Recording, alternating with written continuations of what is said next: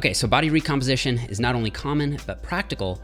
Now, how do we do it? Let's break it down into 5 simple steps. First, you need to recognize that training is the driving force of body recomposition in any scenario. You can have the most optimal diet in the world, eat over 9,000 grams of protein per day, and you still won't build much new muscle without a progressive training stimulus. In the book, we use the analogy of a car, where we can think of our training as the engine and our nutrition as the gasoline to fuel performance. The better the fuel, the better the performance. However, without the engine, the car simply won't move regardless of the fuel's quality. We can also think of sleep and stress management as the oil changes and tire rotations required to keep things moving. So when it comes to training, you want to focus on progressive overload, applying effort, and using proper technique. And once you have the fundamentals in place, fine-tune your volume to fit your advancement level. Generally speaking, 10 to 20 sets per body part per week is a good ballpark for most people and most muscles. Next, you need to decide on a primary goal. Even though you may want to do both at the same time, it's important to establish which is more important to you.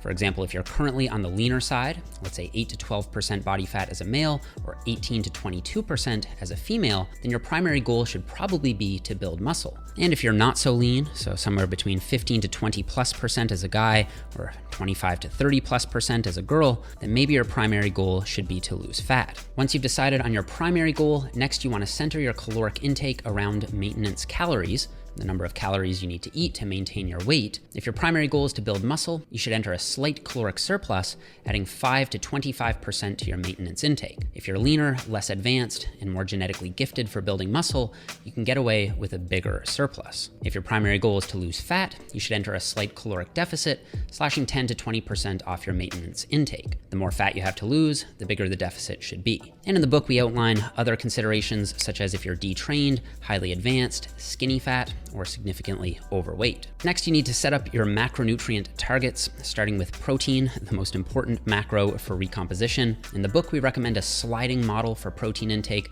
based on lean body mass, where the leaner you are, the closer you should be to 1.6 grams per pound of lean body mass, and the more body fat you have, the closer you should be to 1.2 grams per pound lean body mass. Using myself as an example, I currently weigh 165 pounds at about 10% body fat. Using our sliding model, since I'm quite lean, I should be more toward the high end of intake. I'll pick 1.5. Multiplying it out, that would give me a daily protein intake of 222.8 grams per day, so I can round that up to 225, which is what I'm eating at the moment.